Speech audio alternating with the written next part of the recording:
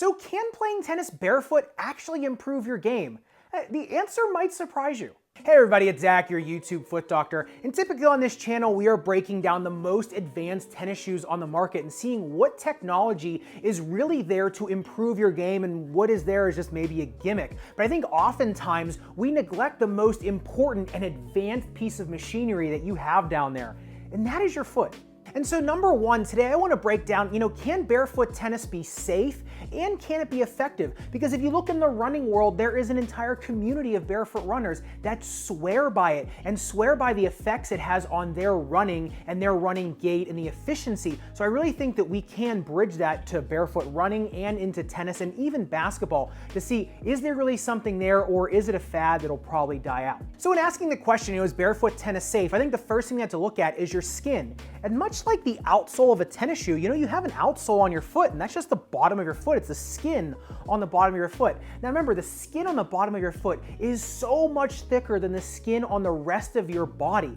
And that is for a reason. It's to protect it. Now, on the bottom layer of your skin, or I should say the most outside layer of your skin, if you look at it on an electron microscope, you'll see that it actually looks like scales, and that's because they are, much like the scales of an armadillo. Now, the scales on an armadillo are meant to withstand a lion's jaw. Now, obviously, the scales on your skin are not going to be able to survive that, but they kind of serve the same purpose. Now, those cells, those layers, those scales are replaced at the rate of 500 every second. So every time your foot jumps up off the ground, you are making new cells. And the more you demand of that skin, the more your body will produce. And that's kind of where the saying, if you don't use it, you'll lose it, comes from. But remember, with too much friction or too much pressure, those scales will start to break down and you'll end up getting hot spots, blisters, or even tearing open your skin and getting cuts and bruises. And that's why you have to stay up on the balls of your foot. And that's why you see runners who barefoot run are usually midfoot or forefoot strikers. That's because they're trying to spend as much time in the air as possible, therefore giving their bodies enough time to reproduce more skin cells so when they come back down, they have a fresh set of skin. Now remember, that skin layer is only about as thick as a piece of saran wrap. So you really have to give that skin some time every time you step down to come back up to reproduce more cells. Remember, it is a thin layer. It's strong, but it's thin. And I did notice that on the tennis court because I really thought that my foot would start to develop more hot spots on the court or I'd feel real scratchy. However, if I was up on the balls of my foot and really just paying attention to split stepping up on the balls of my foot and kind of bouncing, I did notice that it wasn't all that uncomfortable to play, even on the gritty hard courts that I was playing on. But remember, your foot isn't just a bag of skin. Remember, there are bones, tendons, ligaments, muscles underneath of your skin that are the locomotor function of your foot. And so I think the most important part of that is the bones. Remember, the bones in the forefoot are more tubular, so they're a little bit stronger. They're able to withstand more pressure over time. Whereas the bones in the back of the foot, like your heel bone, although big, is just a little bit of a shell of bone. And underneath of that is kind of weak, spongy bone that is easily cracked. Whereas in the forefoot, that bone has a thicker, what we call cortex, and that cortex is able to stand a lot more pressure. And so that's why you see barefoot runners, once again, staying up on the balls of their foot and on their toes, because just physiologically, those are the stronger bones. And so as you see on the suicide test, I'm kind of trying to stay up on the balls of my foot, and I'm doing fine except when I have to make turns, because when you make turns, you got to use your heel bone to kind of dig into the ground and make a turn. So if you're moving straight up and down, it's pretty easy and it's pretty comfortable, but as soon as you have to make a turn on a tennis court and you got to put that heel down,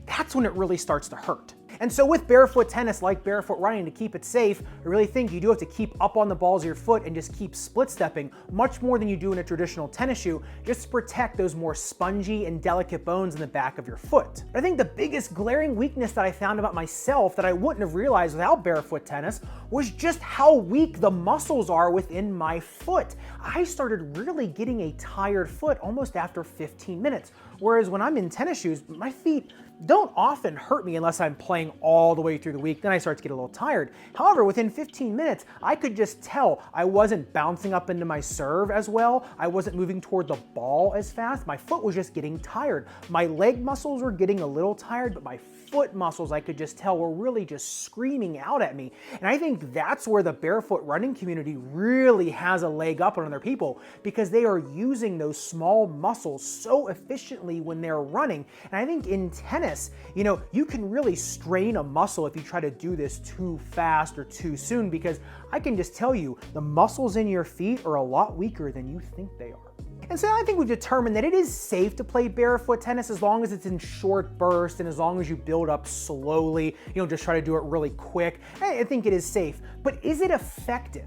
Now, the first difference that I noticed when I was playing barefoot was just how much tactile sensation I had on the court. I could really feel my movement a lot better. I was much more kind of connected to the tennis court. I know that sounds kind of weird, kind of hokey, but I really did. I really felt like I had a much better feel of the court and where I was on the court. Number two, I was split stepping a lot more efficiently, and I was split stepping a lot more. I didn't realize how much I was rocking on my back foot and how I was hitting off of my back foot until I took my shoes off. And I think that's the rub. I think that's where we're noticing that some of these tennis shoes that are being built now just have so much foam in them and so much padding in the heel, so much reinforcement in the midfoot, those really thick shanks, that they're almost giving us a little bit too much. And we're almost starting to be able to rest on the laurels just of our tennis shoes, and we're not paying attention to our form as much. And I think that's exactly where the barefoot running community is at. Is their argument is that running shoes are just giving you way too much and you're not training your foot as effectively as you should. And I think the same thing can be said for tennis shoes. Some of these tennis shoes, like the Nike GP Turbo, have a Zoom Air unit that goes all the way through the foot, and then a Strobel unit, which is an airbag on top of it.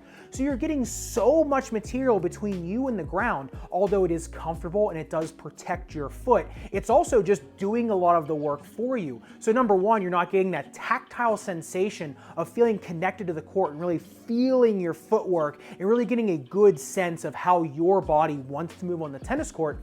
But it's also just allowing you to kind of hit off your back foot or hit flat-footed and almost get away with it. So I do think playing barefoot, just here and there, maybe for 5, 10, 15 minutes at a time, just to really start understanding that maybe I'm not split stepping as much as I should be. Maybe my split step is not as efficient as it should be. Maybe my footwork isn't as nimble as I really think it is. Sometimes it's the shoe doing it for me.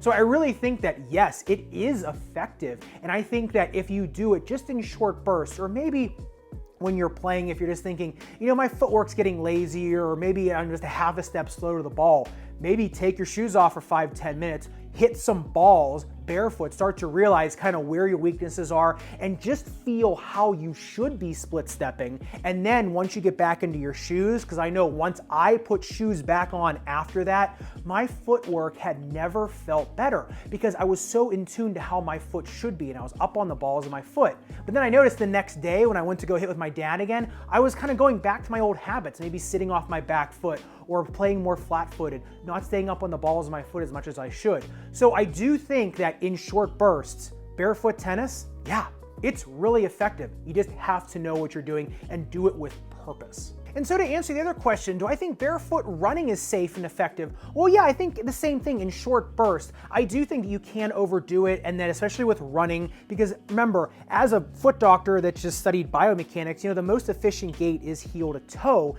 And so I do think that if you keep midfoot and forefoot striking over long periods of time, yet you will end up stress fracturing, or you're just gonna kind of develop a little bit of equinus, and so you'll end up artificially shorting your Achilles tendon.